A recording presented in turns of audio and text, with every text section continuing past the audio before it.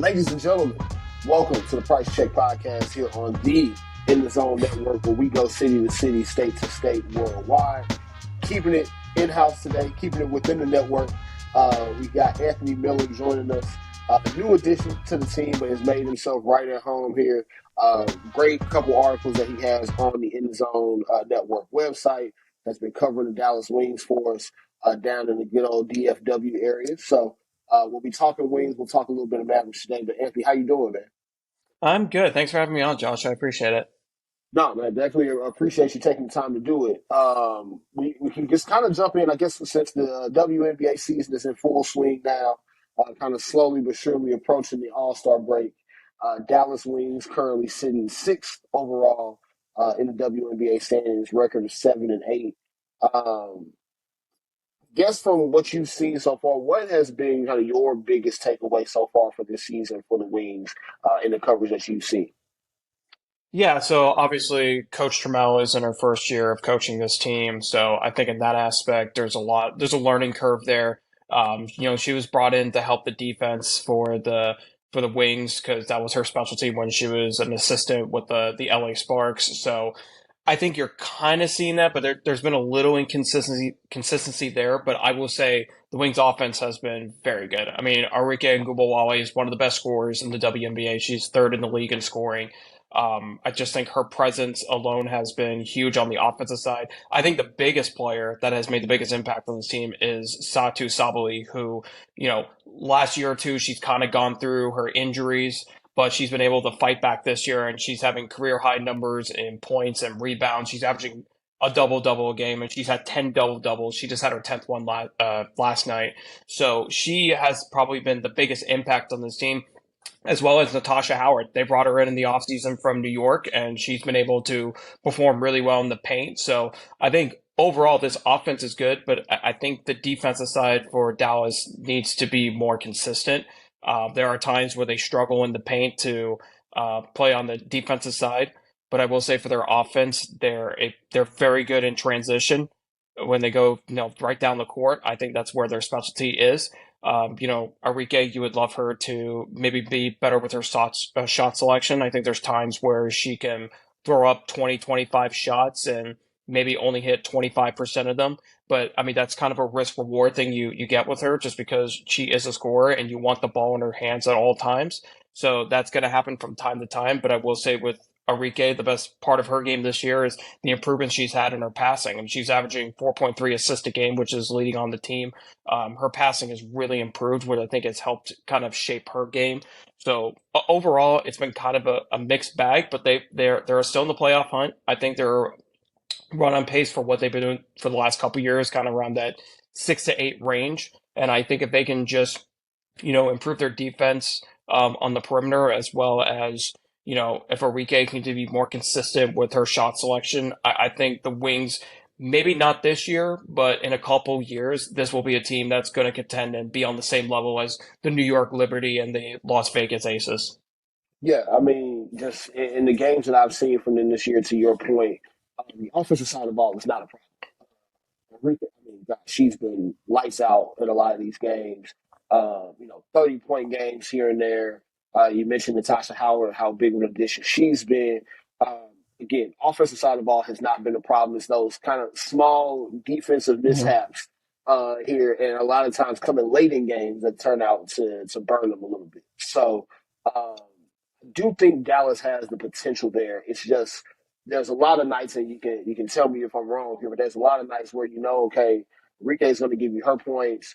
Satu is going to give you the points and rebounds. Natasha Howard is going to kind of fill in the gaps between the two of them. But it's like, who else is going to be able to kind of step up next to those three where that question mark has kind of been another factor into some of the games that they've lost? Yeah, that's a great point. I think that's where they have their big three. Enrique's their scorer. Can kind of do it all. Even Natasha too can do it all on the offensive and defensive side. But finding that fourth player that's going to be able to step up on a consistent basis. There was a stretch there where Kalani Brown was really good in the paint, but she just got cut today. You look at Crystal Dangerfield, who just came back from an ankle injury. There's times where she looks really good on the offensive side, but then last night didn't play as well. only had a few points. So there's not been enough consistency there to see where that fourth player is. I personally would like to see more of Maddie Siegrist, who was the third overall pick in the WNBA draft this past draft for the Wings. I would like to see her get some more playing time and see, if she can bring something to the table. But really, I'm probably seeing more. Crystal Dangerfield is probably going to be the number four. McCowan just came back from injury. She's been their starting center, so maybe she steps up. But yeah, I think there's just more support there because most of the time when you watch the Dallas Wings, you're probably seeing, between Enrique and Satu Sabali and Natasha Howard probably contributing 75-80% of the points where they really need somebody else to step up. For sure, for sure. And they signed Odyssey Sims as well for the rest of the season today. A move, of course, bringing in a veteran, somebody who's been in a lot of big games here in her past. How much help do you see her being at this stage of her career?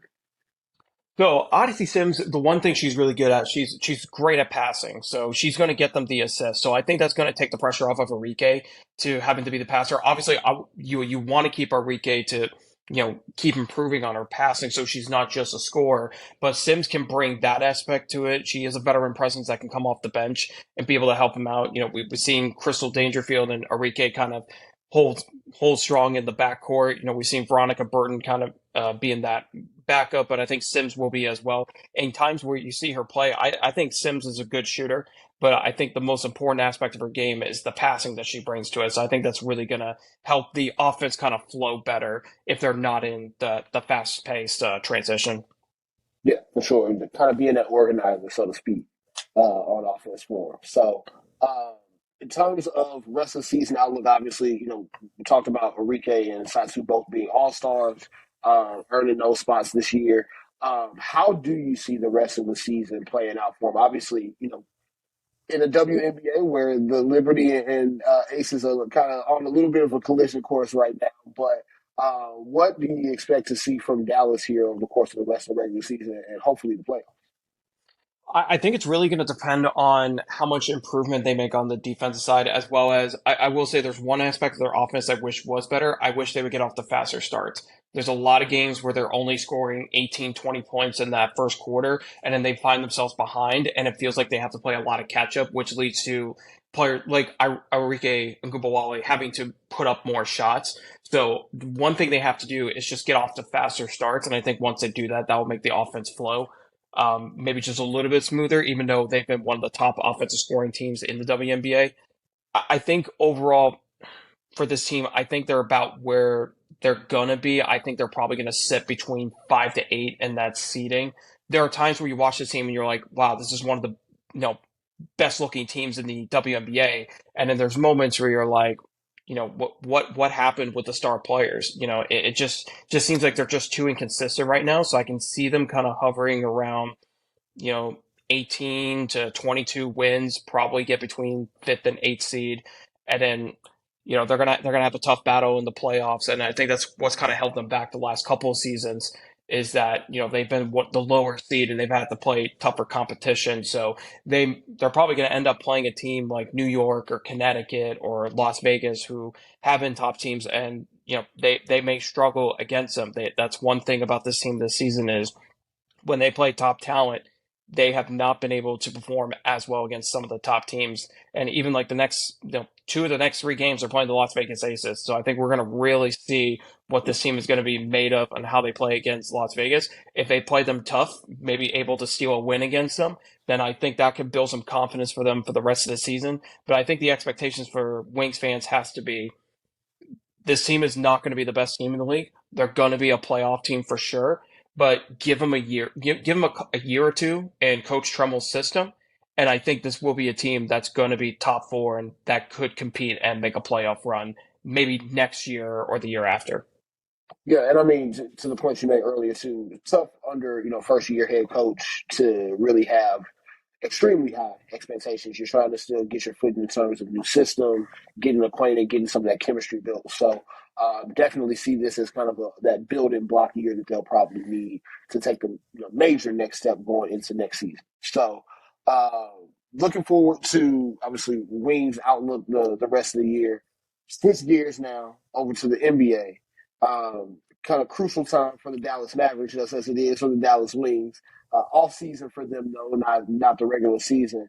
Um, you know, kind of a rocky end to the regular season turned out to work out well for them. They were able to keep their first round draft pick rather than having to forfeit that to the Knicks.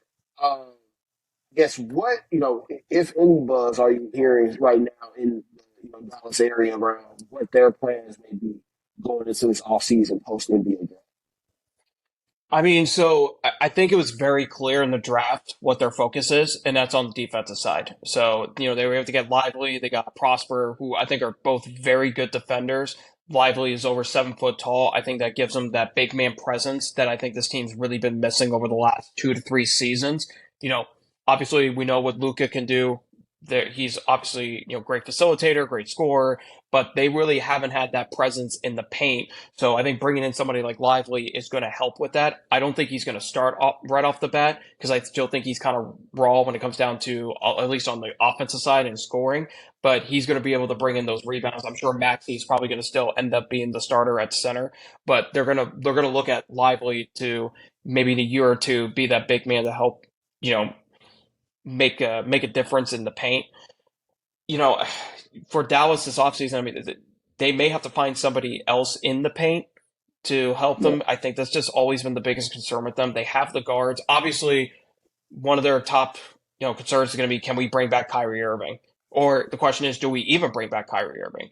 I think you have no choice. I think you have to try to bring him back. I think you have to try to make it work with Luca. I mean, I know the first 3 games, everyone saw their offense with Kyrie, and they was like, okay, this might actually work. And obviously, the end of the season did not go as well. But I think, the Mavericks owe it to the fans to get another superstar like Kyrie Irving, bring him back, and try to make it work with him and Luca, and see what happens with it. So I think their number one priority is get Kyrie Irving in here. Let's try to make it work, and then let's bring in another big man. I know they tried to go after DeAndre Ayton; they weren't able to get him. I still think there's a chance they could get him just because Phoenix is spending a whole ton of money, especially since they brought in Bradley Beal. I think there's still a chance that DeAndre Ayton could be traded. I don't know if it's going to happen in the offseason. I don't even know if the Mavericks are going to be able to get him. But I do think the Mavericks need to keep pursuing that. And if not him, they got to find some other big man to come in there and help them up at the center position. yeah, and I mean, I like Derek Lively as a draft pick, but again, raw. There's still a lot to try to figure out there, especially on the offensive side of the ball. Defense, we saw what he could do and do, but offensively, there's still a lot to figure out in terms of his feel for the game. Some of that offensive awareness not always 100% there. I do agree with you on the Kyrie point. As much as if I'm another NBA team, I probably don't want to have him, joining my team as a free agent. Dallas is almost in a position where they're kind of stuck with the moves that they made, giving up Spencer Dinwiddie, giving up Dorian Finney-Smith, plus draft compensation. A little bit tough to not only look your fans in the eye, but look Luka in the eye and say, you know what, hey, we made this move and it was the wrong one. We got to let Kyrie walk. Um, your ceiling is a little bit capped though. When you look at, okay, hey, we've got these two great offensive players. We're trying to figure out the pieces around them. You know, love Lively from a defensive standpoint. Love the ability of Prosper on the defensive end as well. But you're also, you're counting on two rookies to come in immediately and be able to give you what I'm sure Dallas hopes is championship caliber defense, and that's usually not how things work in the NBA. So interested to see what happens there. Rashawn Holmes, of course, they got in the trade with Sacramento. I think it's a big body, but at the same time, he also, Sacramento was one of the best teams in the West last year. He couldn't crack the rotation. So he probably got to temper expectations a little bit there. Yeah, and I look, this is a big offseason for Dallas because we know the speculation that if they don't get the players that Luca needs to be successful, then Luca's going to look somewhere else. So Dallas has got to be super aggressive in the moves that they make because if they don't get this thing right and they don't get the right players in place, then he may be gone after next season. So yeah, they're gonna have to be super aggressive in the offseason. in free agency, make sure they get Kyrie Irving first and foremost, but they got to make a trade for somebody else. I mean, they're going to have to create another big three, and I don't think they have that right now, especially in the Western Conference. That's probably something that's on the back of Luka Doncic's mind is, do I want to be in the Western Conference? Because this is super competitive. I mean, it's always really tough to break in when you're in the Western Conference. Do I want to go in the Eastern Conference? Might have a better shot of, playing better. I don't know, but for the Dallas Mavericks, they got to make a move this offseason. They got to bring in a big name other than Kyrie Irving. Yeah, and I mean it's also one of those weird um, free agent classes where it's not really as star heavy as you probably would think. You got Kyrie, which all signs are that he's going to go back to Dallas, but of course we've seen bigger surprises before. Same thing with James Harden. There's talk that he's either going to go back to Philly or go to Houston, which we'll see about that whenever that Yeah. time comes. But for Dallas, I think they're also in a little bit of a tough spot because of the fact that you know everything that they need right now is exactly what they gave up to get Kyrie Irving in the first place. And usually you're not able to kind of rebound quite as quickly in terms of being able to fill out the rest of that roster. Now, to the point of Luca, he's of course been back home this offseason training like crazy, apparently shedding pounds, getting in the best shape of his life territory. Um, do you think, based on how last season ended, that that's going to be a motivating factor for him coming into this season? I think it has to be because I think one of the I guess concerns with Luca when he first came was that maybe he wasn't working as hard or didn't put in quite the work that he needed to. And I think he's got something to prove too. I think look, we already know he's a top five player in this league, and I think he Yep. knows that too. But I think he's got a lot more to prove too. Where even though Dallas has drastically improved since Luca has been on the team, I don't think they've lived up to the level of caliber that they should be with Luca. Luca's a superstar, and they still can't. I mean, they've been able to get Kristaps Porzingis here. They've been able to get some players here, but they haven't been able to attract the superstars. To they couldn't get LeBron. They couldn't get these big time players to come to Dallas because this is just not it's not the most attractive market. And I think Luca's got to do a better job of, I think this offseason being able to prep, him, losing weight, putting in the work, that is going to be very big heading into the season, showing how important this season is for him. So, I mean, for Luca, this is a proven year for him too. I mean, he's got to prove that he's a superstar. He's got to be able to carry a team on his back like other superstars like LeBron James and Kevin Durant have been able to do. They've been able to put teams on their backs and be able to win titles. He's going to have to do the same thing. So this is a big offseason for him as well. Yeah, and there's also kind of one of those just breaks of the game type of things where the first two times he gets into the playoffs, they just so happen to be going up against the Clippers, which as much trash as I probably talk about the Clippers and as unhealthy as they probably been over the course of their time together, the one good matchup that they have in the Western Conference and in the Western Conference playoffs that they've been able to see would be a team like Dallas, where they can throw multiple defenders at Luka, not really have to worry about another secondary score quite as much. So a little bit of a tough break there, and then of course we saw how things kind of played out towards the end of this last season. So um, if you had to put a ceiling on it, obviously a lot of this is unknown right now, given how they fill out the rest of the roster around Kyrie and Luka. But if you had to put a ceiling on where you can see that team finishing next year in the Western Conference, what would you say that is? I mean, I do think Dallas is a playoff team, but I think they're going to be on the lower end of it. I think they're going to be probably between. I think the best I can see them doing right now, if they bring Kyrie back, is maybe a six seed. And then I can see them barely getting in on the like maybe ninth or tenth seed, but I mean they got to make more moves. I mean they got to bring in another star. Even with Kyrie, I still think this is a good team, but I don't think that they don't have the paint presence that they need. I just don't think they have the big man. They need someone that can go in there, grab 10, 15 rebounds a game, even get 10, 15 points in the paint, and be that number three person. We saw with the Miami Heat when they had LeBron James, Dwayne Wade, and then that big post presence with Chris Bosh. That's Yep. what the Mavericks need. They have Luka Doncic. They're gonna hopefully they'll bring back Kyrie Irving, but then they need that third guy who can handle the paint in the inside. If they can find someone like that, then they'll be higher. But right now, probably between 6 to 10, and they'll probably have another uphill battle in the first round of the playoffs, like they have, you know, not last season, but the prior couple seasons. Yeah, I think one name that I've thrown out for, honestly for a number of different teams, including the Lakers, the team that I root for. Brook Lopez is one that I think he's not the you know, kind of prototypical 12 points, 10 rebounds type of big, but he is a guy that understands playing team defense, was a defensive player of the year candidate for much of this season. Um, guy, especially, with a team like Dallas who's not going to have a whole lot of cap space as it is, could be a guy that you can find from cheap that's going to give you really big minutes come, crunch time, both in the regular season and the playoffs. Um, definitely the type of defensive presence that they could use. Um, does Brook Lopez want to go to Dallas? Who knows? Maybe not. But that's kind of the one name that sticks out in terms of really ideal fit for them.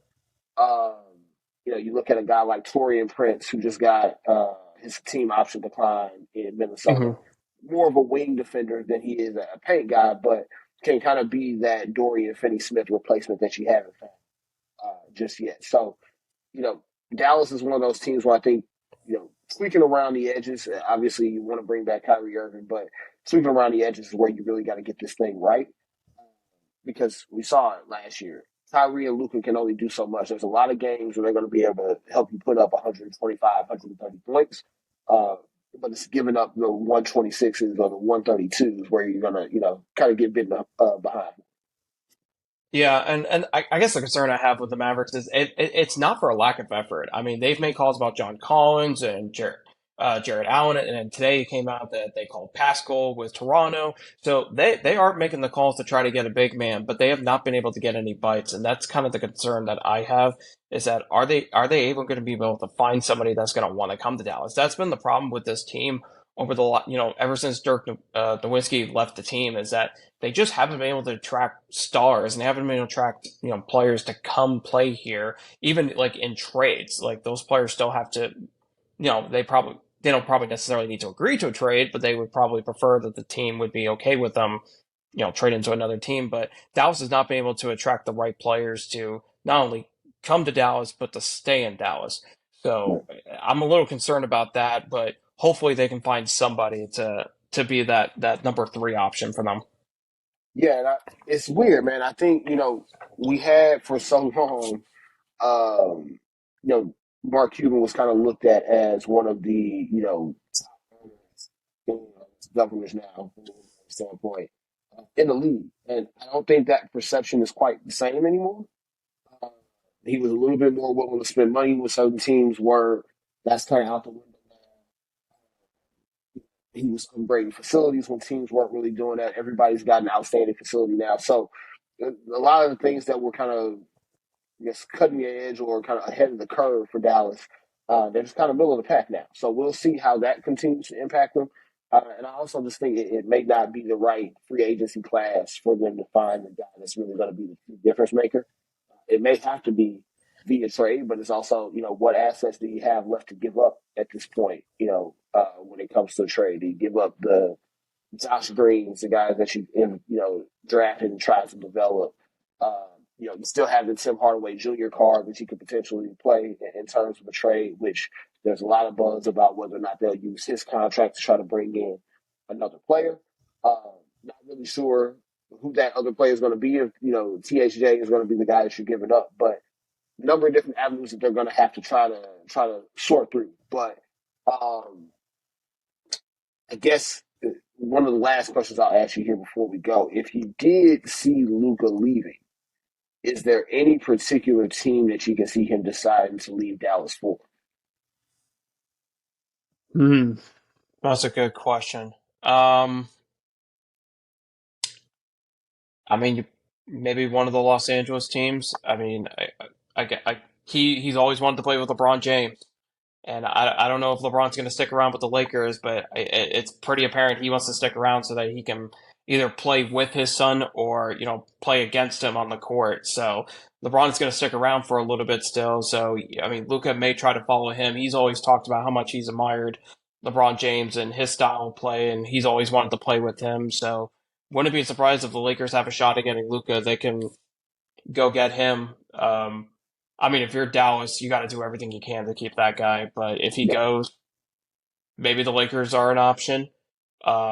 Maybe the Milwaukee Bucks get get him there and let him team up with Giannis. I mean, could you imagine those two, combining together? I think that would no, be just absolutely ridiculous, and that would make the Bucks like even more contender. Like they've been contenders, they got their title, but that would make them the dynasty that they could be.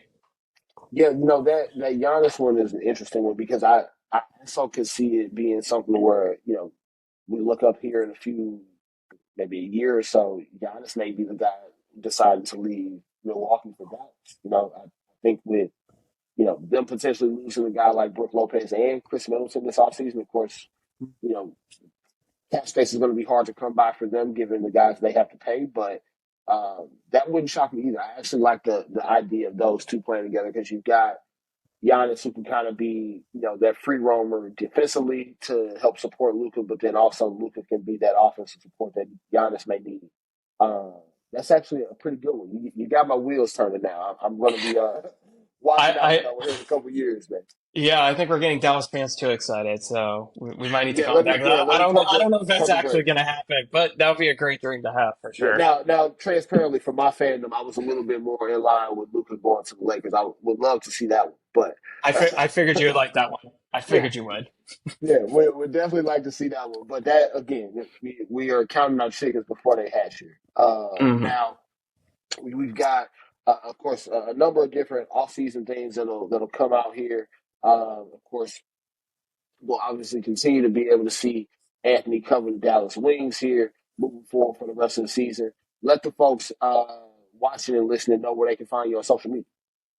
Yeah, so you can follow me at by Anthony Miller if you want to check out my work there. Obviously, we got the Twitter page up for our Dallas site here for NTC Network, so you can follow us at NTCDFW.